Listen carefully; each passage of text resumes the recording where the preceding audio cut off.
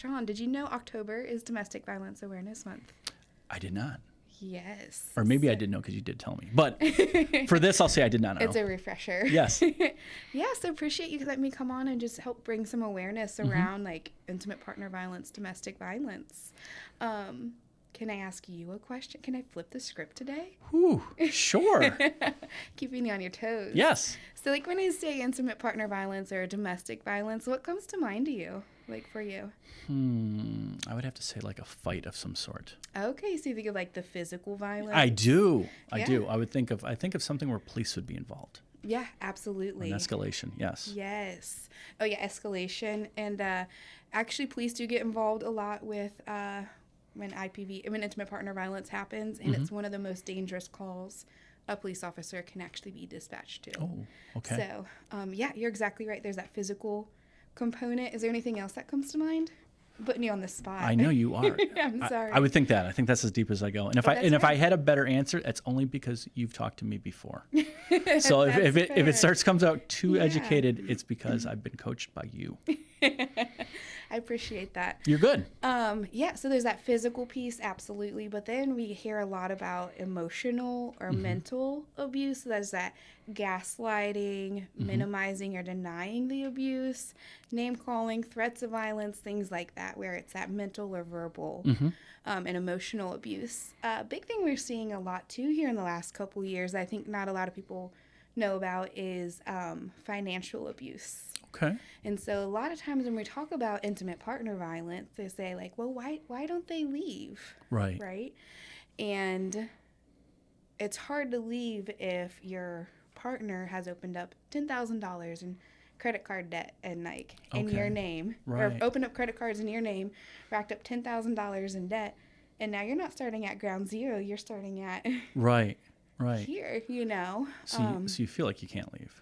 Yeah. There's lots of barriers that prevent people from leaving, and economic is just one of them, but it's a big one. Yeah. You know.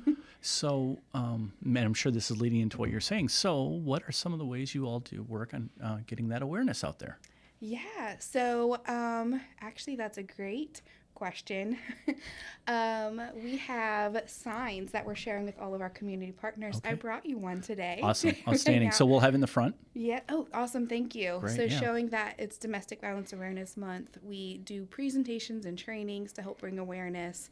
We're doing some client-led events. We're going into our shelter, celebrating those who have successfully fled from intimate partner violence and really honoring their status as a victim as a survivor. Right. We're all over social media because it's 2024, so Right. bringing that awareness. And then also this month we have our big fundraiser called Toast for Hope, Okay. which is October 25th at Drew's Pavilion. Okay. So Friday, October 25th. Yeah, what is that, a week and a half away? Yes. 2 weeks away, to help bring that awareness of domestic And how violence. can people get more information about that? That is on our website. Outstanding. So, yes. Last year it was... Oh, no, I didn't go last year. I went the year before. It was at the Car Barn. But this year's at Drew's Pavilion. So that beautiful overlook of the city. We have a silent auction. We have some fantastic food. A lot of fun dresses and outfits and just hanging out. That's amazing. Yeah. That's really cool. So October 25th, that's a Friday. Yes. And we'll have more information for that. So what are some of the other stuff you all are doing right now? Just any into the schools or? Yep. So we're in our schools. What I don't think we've talked about on the podcast is we do Green Dot, and we're obviously doing it here in Gallatin or Warsaw, but we also do Green Dot in colleges and high schools. So we're full swing there. And then we do another program called It's My Space. Okay. And that is in our middle schools. So our middle school educators have been just killing it. They Great. did 20 presentations last week and 20 more this week. That's tough. Just getting in the schools and working with the schedule. And there's so much that goes into that because schools are very busy. They got a lot going on. Yes. And so to find the absolutely. time and then to get through to that group.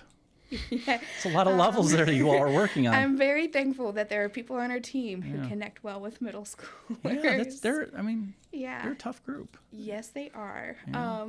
And they do cool conversations around like boundaries, because boundaries is such an important part of healthy relationships. So a lot of it's identifying and setting boundaries. And what does a healthy relationship look like, and starting that communication. That's really important. It's a lifelong lesson on that. It is. And then also just teaching that at that age an awareness, on all parts, just what's going on around you, how people react when you say something. Yes. If you meant that, but that doesn't sound like it. I mean, that kind of stuff. And that's all really helpful. Yes, absolutely. And like that communication piece, you were talking about your 16-year-old. We have a 10-year-old at home, and she gets real sassy real quick. And then she's like, I don't even know what I'm doing wrong. And I'm like, tone of how you're communicating, like that matters, and it impacts your relationships, right? Like how you communicate. So, or I don't even know why I'm this upset. Okay. Yes. Fair enough. But I will tell you why I know I'm this upset. Yes. I have not crossed that bridge there yet, but I'm sure it's there in the future. So it's a lot. No, it's a lot going on, and it's a tough. Tell me a little bit more about what you all are doing in the colleges then for Green Dot. So we partner closely with, we have a strong partnership with NKU and Maysville Community and Technical College. Okay. And so we usually work through grants and have people, NKU we have work through a grant and have somebody hosted on site that handles all of the prevention piece. Okay. So they don't do Green Dot, they do something similar, bystander intervention, to help, like, if you see something happening, how do you prevent it from getting worse, escalating, and how do you set norms? Violence isn't tolerated here. We take care of each other here.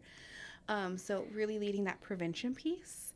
And then we also partner with them. We're launching a SANE program actually on NKU's campus, so that students who are maybe hurt on campus can actually access that forensic exam on campus instead of having to go to Covington, Fort Thomas, Florence to get that forensic exam done, which is a big deal.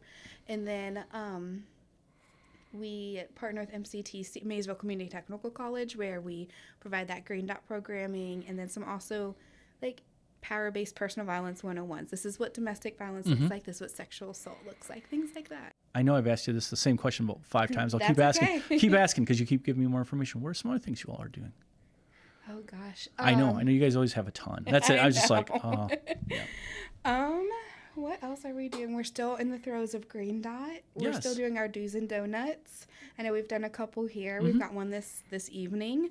We are, we're working on our, I always call it our pet pageant, and it's not our pet pageant, our pet photo contest. Okay. Has Erica shared this with you? It sounds familiar, but I don't believe I have. That's okay. Yeah. So it's a really fun event where we ask our community members to share a photo of their pets in their Halloween costume, because who doesn't love like cats dressed up as cowboys, you know? Who wouldn't? Yes. Yeah. And then we ask them to share from their pet's perspective why they think having a safe community matters. Okay. And so we get a collection of all these reasons why safe community matters, and then we open it up for voting, and whoever's pet is the cutest and has the best response wins a prize. A Kroger gift card. I feel there's a library cat that might be participating. We would love Dewey to participate. I think we're going to get Dewey in this. I think just them dressing him up in costumes could end up being that could end up getting out of control. But no, I like it's the best. You should do it. Yeah, we will. I'm gonna after we're done. I'm running out there and be like, we gotta do this. We gotta dress him up. Please do. Dewey's all in this. What's Dewey's costume gonna be?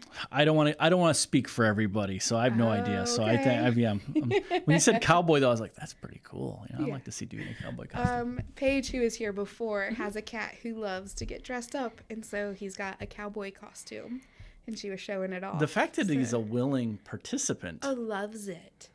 Loves it. Even has a hat. That is, I don't know if we're getting that kind of work out of Dewey. I don't know if we are, but now. I have faith in Dewey. Having said that, the other day, Dewey's job is, when children come in and ask where Dewey's at, his job is to get out there and be friendly. Is he doing it? He's being an ambassador. Yes. You might have to write him up. Yep. He's an ambassador. He's a library ambassador, and he's got a reputation through the town. So yeah, he's got a whole sign. He probably needs an Instagram account. I love this idea.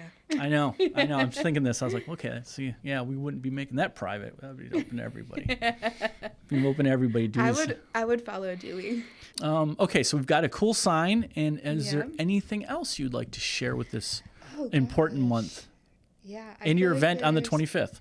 In the event on the 25th. Gosh, no, I think just a reminder, Ion Center's here for anyone who might, if you or someone you care about is experiencing intimate partner violence, please know it's not something you have to go through alone. We're here 24/7, 365 days a year, no matter how big or small it feels to you. If you just want to vent, like that's okay, we're here for you. Well, that's outstanding. Well, thank you so much for coming in. Of course. Thank you for having us. Appreciate Sean. it.